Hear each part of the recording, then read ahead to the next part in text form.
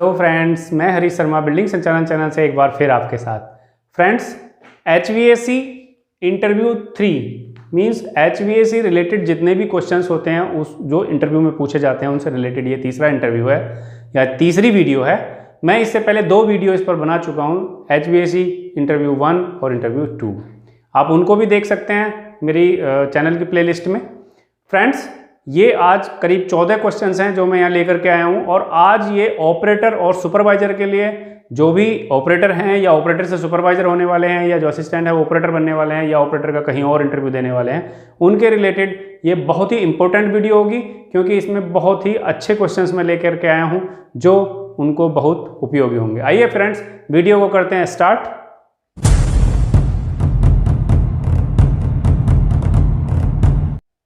Friends, जैसा मैंने यहाँ लिखा हुआ है, ये मेरे 14 क्वेश्चन हैं जो मैंने लिखे हुए हैं। फ्रेंड्स, ये 10-10 क्वेश्चंस के मैं 2 वीडियो पहले भी बना चुका हूँ, एक में 12 क्वेश्चन, एक में 10 क्वेश्चन के हैं। कुल मिला के ये 35-36 क्वेश्चन हो गए और मैं कहता हूँ कि जो भी ऑपरेटर या सुपरवाइजर बनने के लिए जो भी व्यक्ति इन तीनों इंटरव्यू की रिलेटेड, जितनी HVAC से इंटरव्यू के रिलेटेड जो तीनों वीडियो अगर इनको देख लेता है तो मैं गारंटी के साथ कह सकता हूँ उसको कोई फेल नहीं कर सकता इंटरव्यू में।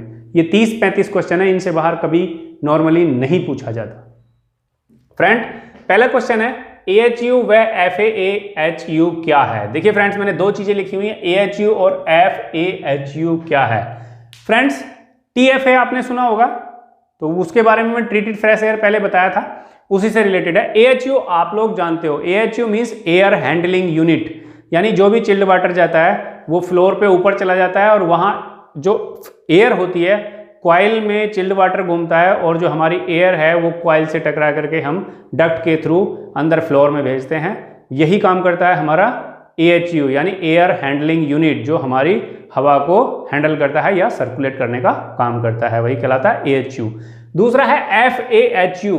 FAHU भी फ्रेंड्स सेम है AHU जैसा ही, लेकिन वो फ्रेश एयर हैंडलिंग यूनिट, यानी जो फ्रेश एयर पे वर्क करता है वो fresh air handling unit FAHU कहलाता है, और जो AHU है वो एयर हैंडलिंग यूनिट है जो सर्कुलेशन, जो एयर के सर्कुलेशन पर काम करता है। FAHU फ्रेंड्स जो ट्रीटेड फ्रेश एयर यूनिट होती है उसको भी बोलते हैं, TFA बोलते हैं जिसको, ठीक है। नेक्स्ट प्रश्न है फ्रेंड्स, AHU के वाइब्रेशन को कैसे कंट्रोल किया जाता है। ये फ्रेंड्स बहुत ज़्यादा पूछा जाता है क्वेश्चन इंटरव्यू में कि AHU हमारा वाइब्रेट कर रहा है, उसको कैसे कंट्रोल करोगे या उसमें क्या कमियां हैं या किस कमी की वजह से उसमें वाइब्रेशन आ रहा है और उसको तुम कैसे दूर करोगे। देखिए किन कारणों से वो होता है। AHU अगर वाइब्रेट कर रहा है आपका तो उसके 3 कारण हो सकते हैं। नंबर 1, जो आपकी मोटर और जो ब्लोअर है उसका अलाइनमेंट ठीक नहीं है, मीन्स मोटर और जो जिस पर फैन बेल्ट पुली चढ़ती हैं उनका अलाइनमेंट ठीक नहीं है, उसकी वजह से वो वाइब्रेट करेगा। नंबर 2, उसमें वाइब्रेशन पैड जो नीचे लगे हुए थे उनका कोई 1 या 2 टूट गया है या वो अप डाउन है, अनलेवल है, ठीक है। नंबर 3, या तो हमारा मोटर जाम चल रही है या हमारा ब्लोअर है वो जाम चल रहा है, और लास्ट अगर मैं बात करूं तो फैन बेल्ट की वजह से भी वाइब्रेशन आ जाता है, लेकिन बहुत कम। अगर फैन बेल्ट मान लीजिए 3 फैन बेल्ट पे और 1 टूट गई है, 2 पे चल रहा है, तो या हमारी फैन बेल्ट लूज है या फैन बेल्ट बहुत टाइट है, उनकी वजह से भी हो जाता है। तो उसको कैसे दूर करेंगे फ्रेंड्स। नंबर 1, सबसे पहले अगर अलाइनमेंट की कमी है तो अलाइनमेंट पूरा कीजिए, फैन बेल्ट की कमी है तो फैन बेल्ट को पूरा कीजिए, और ये सब होने के बाद अगर वाइब्रेशन पैड हमारे खराब हैं तो वाइब्रेशन पैड चेंज करने होते हैं फ्रेंड्स। उनको डैम्पिंग पैड भी बोलते हैं और वाइब्रेशन पैड भी बोलते हैं फ्रेंड्स। ये स्प्रिंग वाइब्रेशन पैड भी आते हैं और fibre glass rubber vibration pad भी आते हैं। तो इन तीनों को लेवल करके सेट कर दीजिए और खराब हैं तो दूसरे लगा दीजिए, उससे हमारा वाइब्रेशन कंट्रोल हो जाएगा, ठीक है फ्रेंड्स। तीसरा क्वेश्चन है, ह्यूमन कंफर्ट के अनुसार टेम्परेचर व ह्यूमिडिटी कितनी होनी चाहिए।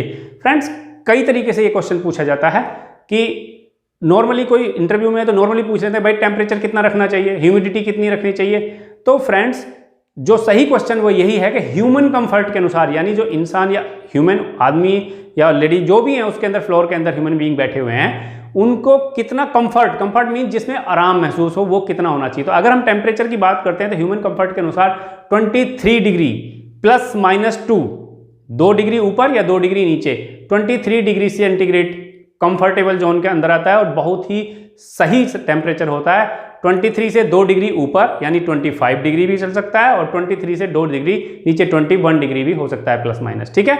लेकिन कंफर्ट के हिसाब से 23 डिग्री सेंटीग्रेड। और अगर मैं ह्यूमिडिटी की बात करूं तो कंफर्ट के अनुसार ह्यूमिडिटी 60 to 70% होनी चाहिए। 60 से 70% के बीच में ह्यूमिडिटी अगर हम रखते हैं सेट करके तो वो कंफर्ट के अनुसार सबसे अच्छी मानी जाती है। फ्रेंड्स, चौथा क्वेश्चन है, डक्ट की शेप्स कितने प्रकार की होती हैं? जो फ्रेंड्स हम AHU से और फ्लोर में अंदर एयर ले जाते हैं AHU के थ्रू, तो वो जो एयर अंदर जाती है वो फ्रेंड डक्ट के थ्रू जाती है। तो आपने देखा होगा डक्ट के नीचे फॉल सीलिंग लगी होती है तो हमें दिखाई नहीं देती है, हमें सिर्फ जहां से एयर आती है वही दिखाई देता है। तो अगर प्रोजेक्ट में काम करने का मौका मिला या जो ऑपरेशन वाले हैं वो ऊपर खोल के भी देख लेते हैं, वो लोग डक्ट के बारे में जानते हैं, तो क्वेश्चन उठता है डक्ट होती कितने प्रकार की है? फ्रेंड्स, डक्ट के लिए अगर आपको कोई पूछता है कि डक्ट की शेप्स कितने प्रकार की होती हैं तो आप बताइए। रेक्टेंगुलर टाइप, यानी आपने देखी होगी चौकोर डिब्बे के अनुसार रेक्टेंगुलर टाइप, राउंड टाइप, गोल होती है पाइप के जैसी, बिल्कुल पाइप जो आजकल फ्लेक्सिबल पाइप आ गए हैं जो वहां से लटक के लगा दी जाती हैं, आपने देखी हुई होंगी। ओवल टाइप, ठीक है फ्रेंड्स। तो आप 3 शेप की बताइए, ये सबसे ज्यादा पॉपुलर है और सबसे ज्यादा चलती हैं, रेक्टेंगुलर शेप की और राउंड शेप की और ओवल शेप की, ठीक है फ्रेंड्स। 5वें प्रश्न की ओर बढ़ते हैं। 5वां प्रश्न है, टू वे वाल्व क्या होता है? ये बहुत ज्यादा क्वेश्चन पूछा जाता है कि टू वे वाल्व क्या होता है और कहां लगाया जाता है, आपके चिलर HVAC में या AHU में कहां लगा हुआ होता है। तो फ्रेंड्स, इसमें बहुत छोटा सा आंसर दीजिए। कोई भी नॉर्मल वाल्व जिसमें एक इनलेट और एक आउटलेट है वो टू वे वाल्व है, ठीक है फ्रेंड्स। अगर उसको हम मोटर के थ्रू कंट्रोल कर रहे हैं, यानी टेम्परेचर के सेंसिंग के यहाँ पे मोटर से कंट्रोल कर रहे हैं, तो मोटराइज वाल्व हो जाएगा। और वाल्व भी कई प्रकार के होते हैं, जैसे आप जानते हो ball valve, butterfly valve, motorise valve, इस तरीके से कई प्रकार के होते हैं। तो कोई भी वाल्व टू वे वाल्व हो सकता है। रही बात कहां लगा होता है, AHU की रिटर्न लाइन में टू वे वाल्व लगा होता है, ठीक है फ्रेंड्स। छठी बात करते हैं, प्रश्न 6, थ्री वे वाल्व क्या होता है? जब आपसे कोई इंटरव्यूअर पूछ ले टू वे वाल्व क्या होता है तो नॉर्मली पूछा थ्री वे वाल्व क्या होता है। फिर फ्रेंड, थ्री वे वाल्व वो होता है जिसमें एक इनलेट और 2 आउटलेट होते हैं, और ये भी AHU में ही लगा होता है। फ्रेंड्स, लगाया कहीं भी जा सकता है कि नॉर्मली AHU में लगा होता है। तो वो नेक्स्ट क्वेश्चन आपसे बोलेगा कि जो थ्री वे वाल्व है वो टू वे वाल्व की जगह लगा होता है, या थ्री वे वाल्व को हमें क्या लगाने की आवश्यकता है, हम टू वे वाल्व लगा सकते हैं। Friends, three way valve AHU line में ये लगाना अच्छा होता है। थ्री वे वाल्व लगाने के कारण क्या होते हैं वो मैं आपको बताता हूं। देखिए नेक्स्ट क्वेश्चन है इसमें, टू वे वाल्व व थ्री वे वाल्व में क्या अंतर होता है, वह कौन सा ज्यादा अच्छा होता है? तो अगर कोई ऐसी बात पूछता है तो आप आराम से बताइए कि सर थ्री वे वाल्व अच्छा होता है।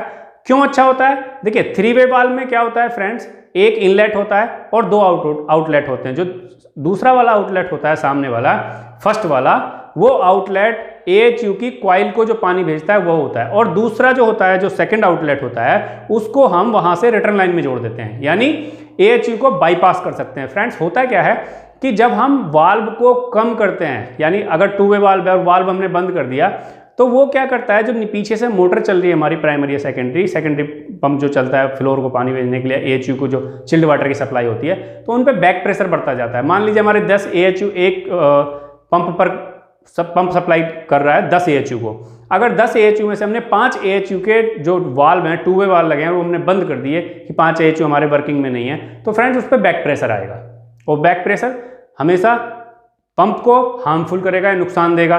तो उस चीज को कम करने के लिए थ्री वे वाल्व लगाया था। थ्री वे वाल्व क्या होता है फ्रेंड्स, थ्री वे वाल्व जब AHU में जो चिल्ड वाटर जा रहा है उसको पानी को कम करेगा, तो उसके कम करने के साथ वो पानी को रोकेगा नहीं, जो दूसरा आउटलेट है उसके थ्रू पानी को बाईपास कर देगा। मींस वो बाईपास करने का साथ साथ काम करेगा, जितना पानी हमें AHU को देना है उतना देगा, और बाकी पानी को वो बाईपास करके रिटर्न लाइन में भेज देगा, जिससे हमारा पंप पर बैक प्रेशर नहीं आएगा या लाइन में बैक प्रेशर नहीं आएगा। इसी कारण थ्री वे वाल्व लगाया जाता है AHU में, और AHU थ्री वे वाल्व भी टू वे वाल्व से AHU के लिए अच्छा होता है।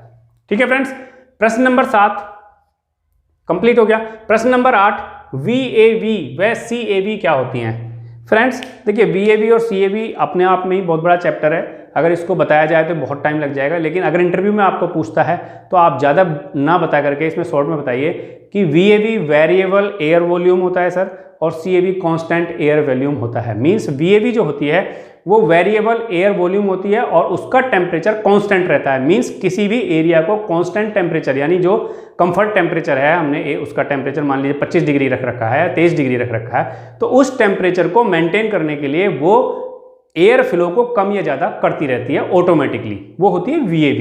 CAV क्या होती है? Constant air volume. मींस वो टेम्परेचर अप डाउन वेरिएबल हो सकता है लेकिन एयर फ्लो को वो नहीं कंट्रोल करती, एयर फ्लो उसको कॉन्स्टेंटली मिलता रहता है, जिसकी वजह से हो सकता है वहाँ टेम्परेचर डाउन भी हो सकता है, टेम्परेचर अप भी हो सकता है। उसको मैनुअली डैम्पर के अकॉर्डिंग ठीक किया जाता है, डैम्पर को कम ज़्यादा ओपन करके या उसको सेट करके या कम करके किया जाता है, यानी उसको हम ऑटोमेटिकली कंट्रोल नहीं कर सकते। VAV को BMS के थ्रू ऑटोमेटिकली कंट्रोल कर सकते हैं। ठीक है फ्रेंड्स।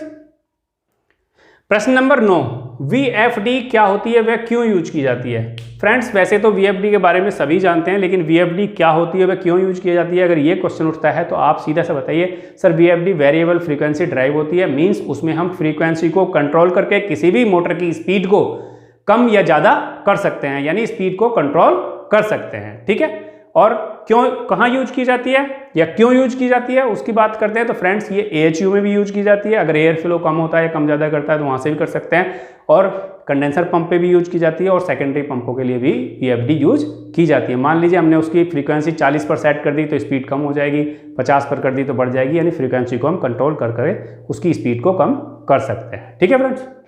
नेक्स्ट क्वेश्चन है, प्रश्न नंबर 10 है, एक्चुएटर क्या है, वह क्या काम करता है?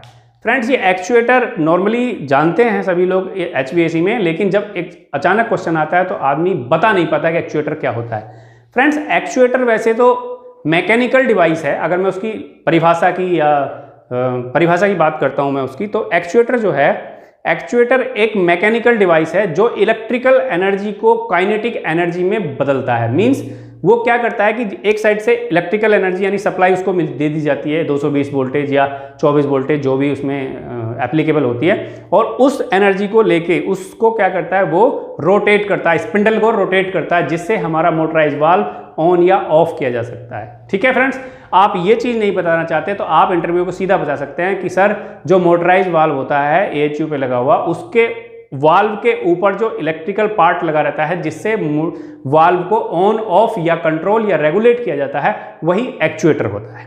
ठीक है फ्रेंड्स। नेक्स्ट होता है प्रश्न नंबर 11, BTU क्या है? BTU फ्रेंड्स, BTU वैसे तो अगर आप देखोगे तो बहुत लंबी थ्योरी है BTU की, लेकिन BTU अगर इंटरव्यू में बताना हो तो आप बताइए सर ये ब्रिटिश थर्मल यूनिट होती है। ब्रिटिश, अब वो नेक्स्ट तुरंत क्वेश्चन करेगा ब्रिटिश थर्मल यूनिट यानी BTU क्या है, फिर ब्रिटिश थर्मल यूनिट क्या है?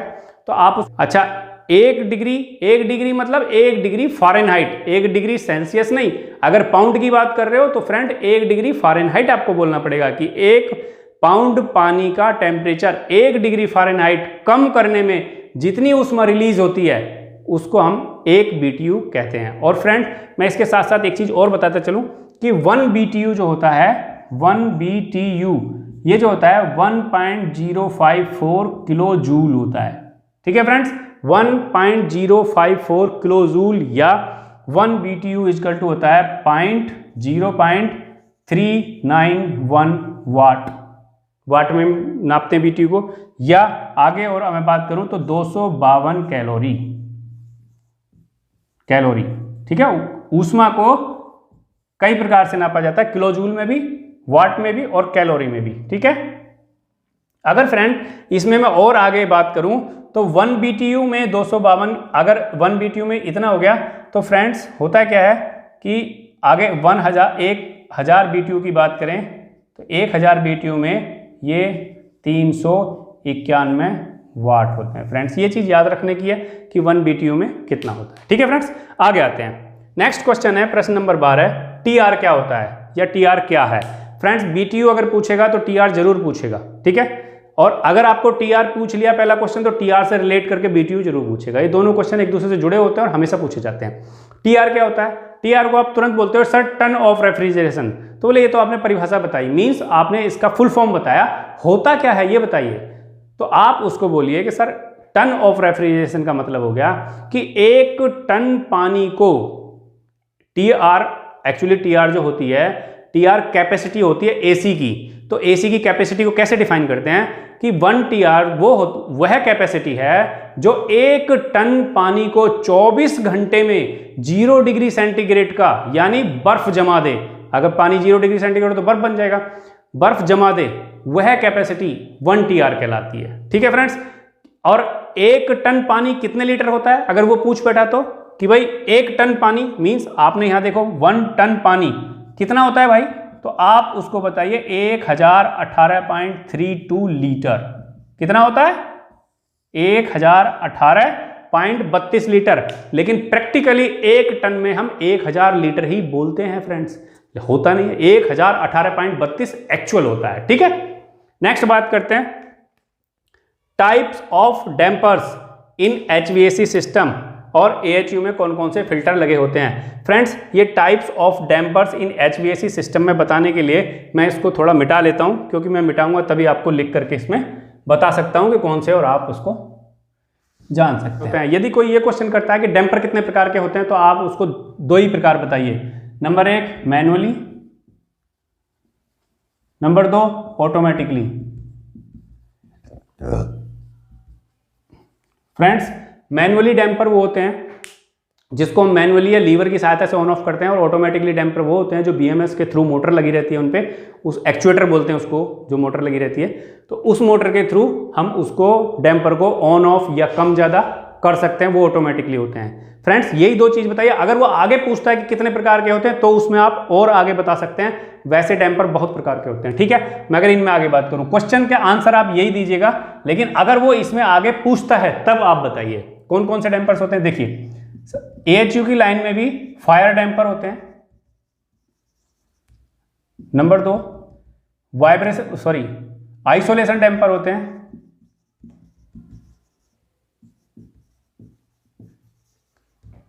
Back draft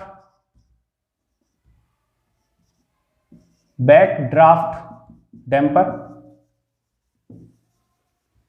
number 4 lower damper होते हैं, बाईपास डैम्पर होते हैं,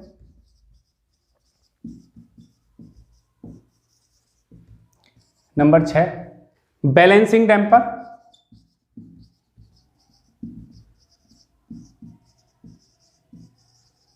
और multi zone damper.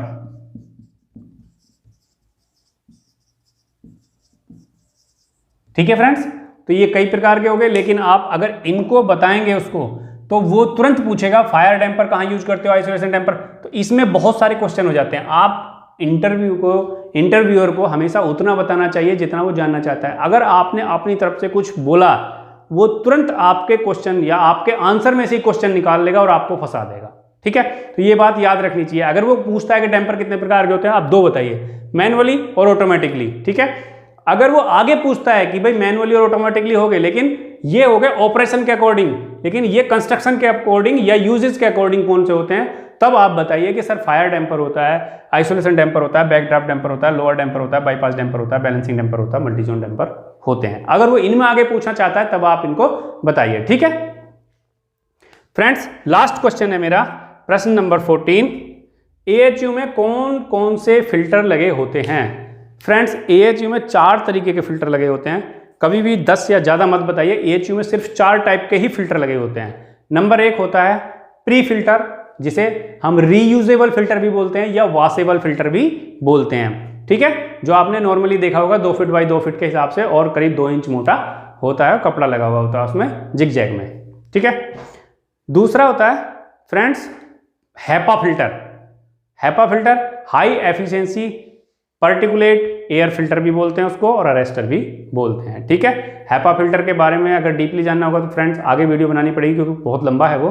HEPA filter की ये होती है क्वालिटी कि वो फ्रेंड्स 0.99 एयरबोर्न को भी अरेस्ट कर लेता है। मीन्स 0.99 का मतलब हो गया 99.99% तक एयरबोर्न, यानी जो भी मिट्टी या डस्ट के कण हैं उनको वो अरेस्ट कर लेता है, यानी रोक लेता है फ्रेंड्स, उनको वो फिल्टर आगे नहीं जाने देता है। यानी फिर फ्रेंड्स कह सकते हो कि 0.3 माइक्रोन से छोटे भी या 0.3 माइक्रोन से बड़े तो सारे, लेकिन उससे छोटे भी जितने कण होते हैं मिट्टी के या डस्ट के या पार्टिकल किसी भी चीज़ के, उनको वो रोक देता है, उसको वो अंदर नहीं जाने देता है। ठीक है, हैपा फिल्टर फ्रेंड्स सबसे अच्छा फिल्टर माना जाता है। उसके बाद एक होता है प्लीटेड फिल्टर, तीसरा नंबर होता है प्लीटेड फिल्टर, चौथा होता है फाइबर ग्लास फिल्टर। फ्रेंड्स 4 तरह के फिल्टर यूज किए जाते हैं। नंबर 1 प्री फिल्टर बोलते हैं, जिनको आप वॉशेबल और रीयूजेबल भी बोलते हो। Number 2 HEPA filter, number 3 pleated filter, number 4 fibre glass filter. ठीक है फ्रेंड्स, आशा करता हूं कि आपको ये समझ में आ गए होंगे। फ्रेंड्स अगर कुछ नहीं समझ में आया हो तो आप मुझसे कमेंट में पूछ सकते हैं। फ्रेंड्स आज के लिए इतना ही, आपका बहुत बहुत धन्यवाद। फ्रेंड्स अगर आपको वीडियो पसंद आई हो तो इसको लाइक करें, शेयर करें और मेरे चैनल को सब्सक्राइब करना ना भूलें।